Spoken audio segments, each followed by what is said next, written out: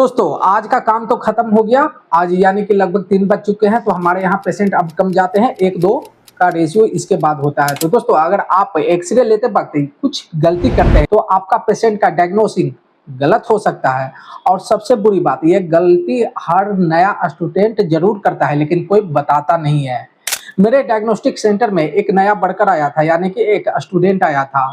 उसने एक्सरे लिया लेकिन कुछ कॉमन मिस्टेक कर दिया। रिपोर्ट निकाला लेकिन डॉक्टर ने उसको रिजेक्ट कर दिया। क्यों? क्योंकि उसने वो गलती किया था जो मैं आपको बताने वाला हूँ। कौन सी गलती किया था? तो दोस्तों अगर आप सच में एक्सरे टेक्नीशियन बनना चाहते हैं और एक परफेक्ट एक्सरे निकालना चाहते हैं तो इस चैनल यानी पैरामेडिकल मंत्रों को सब्सक्राइब जरूर कर लीजिए और कमेंट में कुछ कमेंट कर दीजिए भाई, ताकि मेरा हौसला बढ़ सके, मैं आपको और कुछ नया नया सिखा सकूं। नमस्ते दोस्तों, स्वागत है पैरामेडिकल मंतोष चैनल पर। मैं एक प्रोफेशनल डायग्नोस्टिक सेंटर चलाता हूं। यहां पर सैकड़ों मरीज आते हैं, पर डे कई एक्सरे होते हैं, रोज एक्सरे होते हैं दोस्तों। रोज कई तरह के एक्सरे होते हैं, जिसमें चेस्ट एक्सरे होते हैं, नी का एक्सरे होते हैं, एब्डोमेन का एक्सरे होते हैं, एल्बो, रिस्ट, माने हर तरह के भिन्न भिन्न तरह के एक्सरे होते हैं। और मैंने देखा है कि स्टूडेंट बार बार सेम 5 गलती करता है, रिपीट कर देता है वो गलती। सब कुछ बताने के बाद भी वो गलती रिपीट कर देता है। तो कौन सा वो गलती है, चलिए मैं आपको इस वीडियो में बताऊंगा, ताकि आप पहले दिन से ही एक प्रोफेशनल की तरह काम कर सके। कोई आपको डांट नहीं सके कि आपने एक्सरे जो किया है गलत किया है, पोजीशन गलत किया है, किस तरह से पेशेंट को खड़ा करना है, किस तरह से, अगर एल्बो का एक्सरे लेना है तो किस तरह से लेना है, रिस्ट का लेना है तो किस तरह से लेना है, चेस्ट का एपी पीए क्या होता है, मैं आपको बताऊंगा। तो ये है, पहला है पोजीशन का गलत होना। सबसे पहली और सबसे कॉमन गलती है पेशेंट की पोजीशनिंग। देखो, चेस्ट पीए व्यू में पेशेंट को एक्सरे प्लेट के एकदम सामने क्लोज एकदम सटा कर खड़ा करना होता है, तब जाके एक्सरे सही आता है। चेस्ट प्लेट को एकदम टच करते हुए, लेकिन स्टूडेंट अक्सर पेशेंट को थोड़ा सा दूर, यानी कि कुछ इंची, अगर आधा इंची भी प्लेट से दूर खड़ा होता है तो उस पेशेंट का एक्सरे खराब आ सकता है, ब्लर आ सकता है। नतीजा, हार्ट का साइज मैग्नीफाई दिखता है, यानी कि बड़ा दिखने लगेगा। डॉक्टर सोचता है कि कहीं इसको कार्डियोमेगाली तो नहीं है, जबकि एक्चुअली में पेशेंट बिल्कुल नॉर्मल होता है, उसका हार्ट का साइज बिल्कुल नॉर्मल होता है। तो ये पहला गलती है दोस्तों, पेशेंट को एकदम सटा के खड़ा कीजिए। अगर एल्बो का कर रहे हैं, नी का कर रहे हैं, या जो भी चीज का एक्सरे कर रहे हैं, प्लेट के साथ एकदम सटा कर रखें, समझे ना। याद रखिए, प्लेट से डिस्टेंस बराबर मैग्निफिकेशन, जितना दूर उतना बड़ा दिखेगा, इसलिए पेशेंट को हमेशा सटा के रखिए। प्लेट के साथ जो भी चीज का एक्सरे कर रहे हैं, प्लेट के साथ उसको टच में रखिए, स्पर्श होना चाहिए। तो रुको दोस्तों, अगर अभी तक आपने यह गलती कर रहे थे या करते आए थे तो कमेंट में मिस्टेक 1 लिख दीजिए। तो दोस्तों अब आते हैं मिस्टेक नंबर 2 पर, यानी एक्सपोजर सेटिंग में गलती होना। दूसरी सबसे बड़ी गलती है दोस्तों, केवीपी और एमएएस का सही कॉम्बिनेशन नहीं चुनना। हाँ दोस्तों, अगर आपने केवीपी ज्यादा दे दिया और एमएएस को सही से कॉम्बिनेशन नहीं दिया तो वो एक्सरे गलत आएगा। बहुत ज्यादा अगर एक्सपोजर दोगे, यानी कि एक्सपोजर का जो बटन दबाओगे और ज्यादा वो चला जाएगा, तो एक्सरे में ओवर एक्सपोज होगा, वो एक्सरे ओवर एक्सपोज होगा, सब कुछ ब्लैक दिखेगा, काला काला दिखेगा। कम एक्सपोजर अगर देते हैं तो भी आपको दिक्कत होगा, इसको अंडर एक्सपोजर कहा जाता है, जिससे कि एक्सरे बिल्कुल वाइट। दोनों ही केस में डायग्नोसिस इम्पॉसिबल हो जाता है, रिपोर्ट गलत आने का चांस होता है।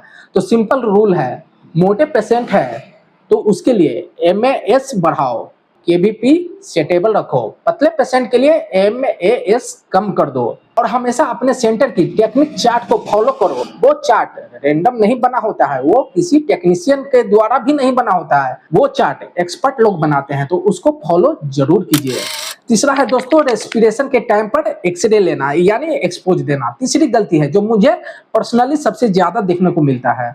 कई लोग को, कई टेक्नीशियन को देखते हैं कि अगर उसको कहते हैं कि चेस्ट एक्सरे कर लीजिए, तो ब्रीथिंग के टाइम, यानी कि सांस लेने के दौरान ही एक्सपोजर दे देता है, जिससे कि एक्सरे खराब आता है, सही नहीं आता है, वो ब्लर आता है।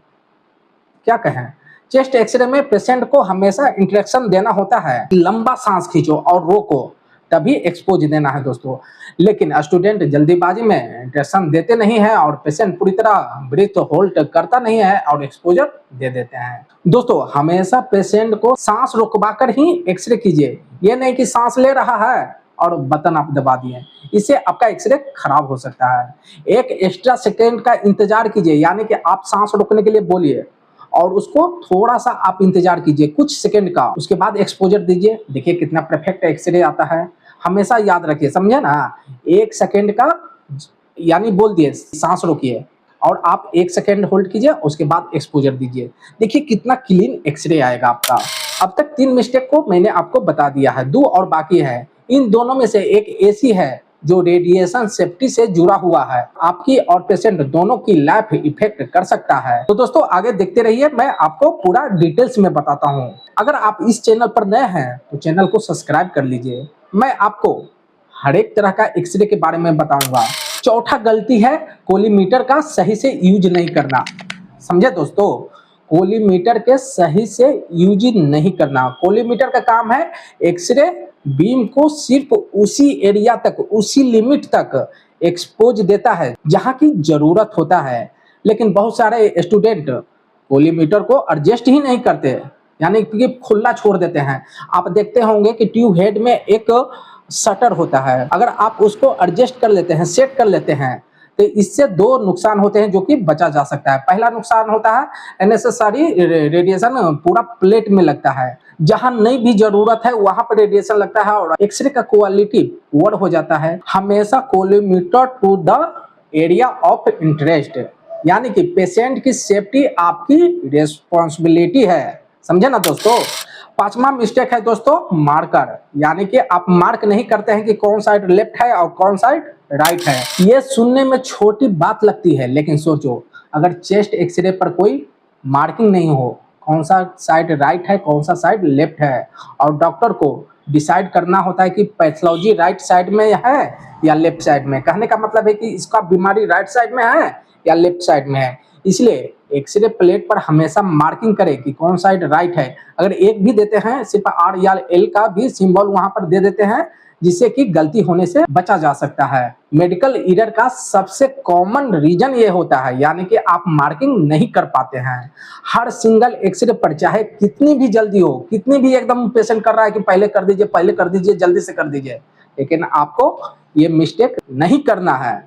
मार्कर आपको लगाना है, कोई एक्सक्यूज नहीं होना चाहिए यहाँ पर। तो दोस्तों ये थी 5 सबसे कॉमन एक्सरे मिस्टेक, लेकिन इन्हें अवॉइड नहीं करना है, इन्हें आपको देखकर चलना है ताकि किसी भी पेशेंट का गलत एक्सरे और डायग्नोसिस ना हो। अगर आप हर एक्सरे से पहले ये 5 चीजें चेक कर लेते हैं तो आपको सही डायग्नोसिस करने में किसी भी तरह का कोई प्रॉब्लम नहीं होगा। पहला है पेशेंट का पोजिशनिंग, यानी कि पोजिशनिंग सही कीजिए। दूसरा है एक्सपोजर सेटिंग, यानी सेटिंग MAS और KBP को सही से सेट करें। तीसरा है सांस रोकवाकर ही सीना का एक्सरे करें या KUB एक्सरे करें या LS स्पाइन या सर्वाइकल स्पाइन करते हैं तो। नी का एक्सरे, हैंड का एक्सरे S1 में जरूरी नहीं है, लेकिन कुछ एक्सरे में जरूरी होता है। चौथा है कोलीमीटर, यानी एरिया ऑफ इंटरेस्ट तक ही लिमिट रखिए, एक्स्ट्रा रेडिएशन किसी को मत दीजिए। और 5वां है मार्कर, यानी कि सही से मार्किंग कीजिए कौन सा लेफ्ट है कौन सा राइट है, तो आप 90% एरर से बच सकते हैं। अगर ये वीडियो आपको हेल्पफुल लगी है तो अभी लाइक कर दीजिए, अपने पैरामेडिकल दोस्तों के साथ शेयर कर दीजिए। यहाँ ऐसे प्रैक्टिकल नॉलेज आता है जो कि आपको एक बेहतर हेल्थ केयर का टेक्नीशियन बना सकता है। कमेंट में बताइए दोस्तों कि इन 5 में से कौन सी गलती आपने खुद की है। मैं हर कमेंट को पढ़ता हूं। तो दोस्तों मिलते हैं अगले वीडियो में, तब तक ख्याल रखिए अपना और ख्याल रखिए अपने पेशेंट का। नमस्ते।